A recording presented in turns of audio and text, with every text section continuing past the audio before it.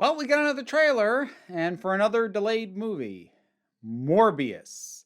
I do not even remember when the heck this thing is supposed to be coming out, but this is the Sony project of the Spider-Man villain's a little bit inaccurate. He was introduced in Spider-Man. He kind of became an anti-hero. We'll see what he ends up being in this eventually. But this is part of Sony's push to make as much use of the Spider-Man property as possible. They've had success with Venom. How many other characters came along with Spider-Man that we can also get a movie out of? Well, they're trying Morbius, and new trailer's out, so let us see what we've got. People all over the world have Whoop. Would help to start at the beginning. I hate that. I hate preamble to the trailer I'm watching. I actually know why it's there. You need a doctor? I am a doctor. I should have died years ago. People all over the world have my disease. Dude, you look so sickly.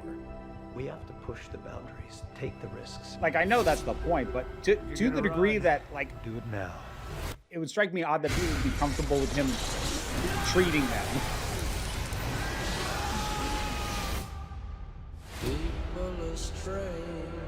Not that you can't be a doctor with disabilities, I'm just saying. You've been Power. missing for 2 months. He looked like death. Then you were found on a container ship that washed up off of Long Island. Faces look ugly when you're alone. I do like this song, so points there, I guess. What did you do to yourself, Doctor? I wish I knew.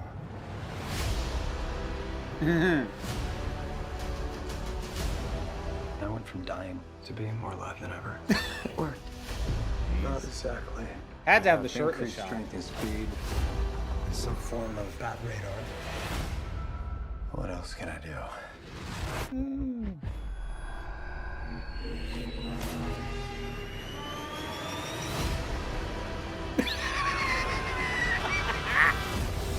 There are limits. There has to be. I'm probably not supposed to laugh at that. Who wants to hunt and consume blood? Michael. When you're strange, faces come. Can you control it? I don't know. Half the city wants to kill you. We haven't had anything this good since that thing in San Francisco. The other half wants to control you. Hey, Matt Dr. Smith's Mike, in this? you and I should stay in touch. I'd do anything to save a life. But I don't know what I'm capable of. Do anything to save a life. I'm gonna kill a whole lot of You people. don't take them. Are you here to heal the world? Or to destroy it?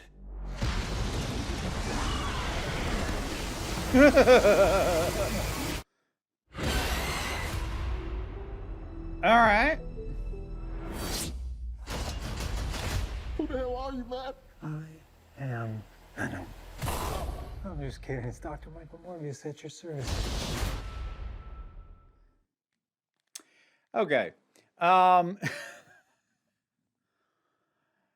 This is so we'll see what the actual movie is like, but it's very clear from this trailer that they want to sell this as a Venom-esque movie, which, given how successful Venom's been at the box office, not a bad idea, all things considered. And like, in case folks that aren't aware, I do enjoy the Venom movies. They're not good by most measures, but I do still have a lot of fun with them. I think the thing that I like about the Venom movies is they have an energy that, honestly, I don't know how to describe other than 90s. It just has an approach that feels so dated that I find great entertainment seeing this approach to these kinds of stories being paired with current era cinematography, actors of this age, and modern computer graphics and special effects. Why couldn't I think of that phrase? Jeez. So something about that pairing I find very amusing, because I'm watching this and like all this emphasis on, you know, ooh, and now he's gonna hunt people, and people are hunting him, and especially things like the flying in front of the subway. Like, it just feels 90s.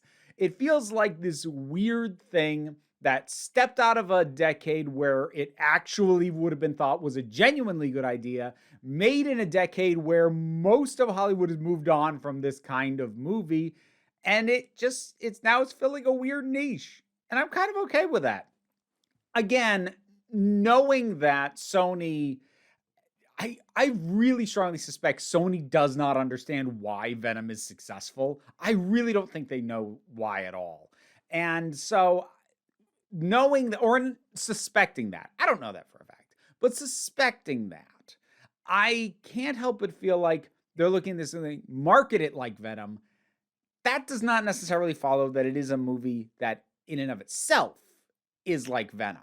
And that'll be the test of this, because you can market something as anything you want. There are entire YouTube channels dedicated to re-editing trailers to make movies appear like they're from a completely different genre. It's not hard. Now, you don't get complete genre fake outs too often from studios, but you will get something like, we're selling this tone. Okay, but the movie's not quite that. Just sell this tone because this tone will sell, or we think it will, at least. So I am going to be a little bit suspicious of that.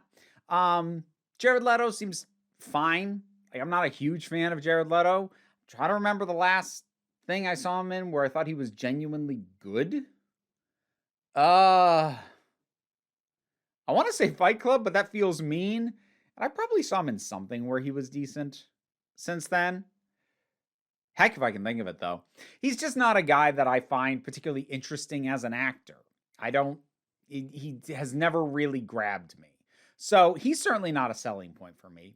Then again, while I do enjoy Tom Hardy, I also don't stan him, and I don't fall over like, oh, Tom Hardy's the best, over the way I see a lot of people do. So I think it's provable at this point that I don't necessarily need a lead that I'm absolutely in love with to sell fun with the movie, as seen with the fact that I enjoyed both Venom movies. So, yeah, it's still no firm date. It's just next year. That's vague as heck. Because like my natural inclination would be to say, release that around October, dude. It's horror tinged. Release it in a horror month. But if they're teasing it this early when it's already been delayed, like over a year or about a year, I don't know.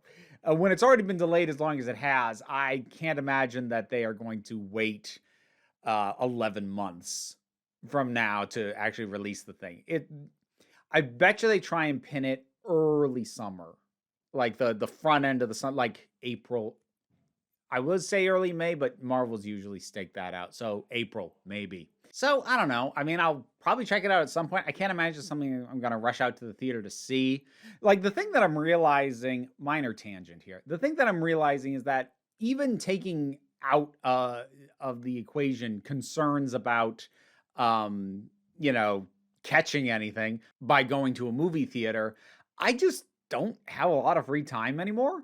I have managed to fill so much of my free time when I could theoretically go to a theater. I'm doing Twitch streams, and I'm doing podcast records. I'm doing live streams on Council of Geeks. So, the actual number of nights that I have free, because my weekends are usually either with my kid or my partner. So, yeah.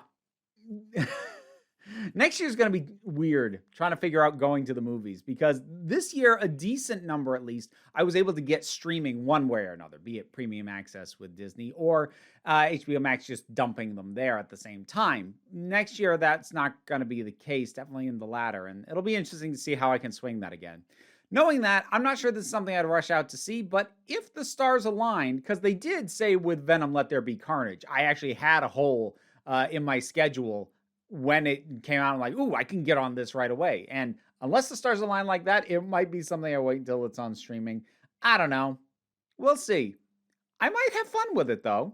I'm open to the possibility, assuming the marketing tone is accurate. That's Morbius. What'd you think about it? Whatever your thoughts are, drop something down in the comments. Let's talk about it. Like, share, subscribe. I got a Patreon. That's how I pay my bills. Any amount you're able to help is of great assistance, especially as we get towards the tail end of the year. It tends to be tight. But even if you can't, that's okay. take a relaxed attitude around here, so just come on back next time you need a break. And look at you, sticking around through the credits. I appreciate that. Well, you know what? You're about to be treated to a whole ton of names going by on the screen, but there's a few of them that I want to give special attention to. My special thanks to Bookworm, Jared Boyce, MJ, Tracy Scrabbit, Vincent Paul Bartolucci, Kaylin Schwartz, Edelin, Hannah Acker, Robin Moore, Ross Schultz, and Shay Lagurle. If you want to hear me mispronounce your name, check out the reward tiers on the Patreon. But for right now, thanks so much.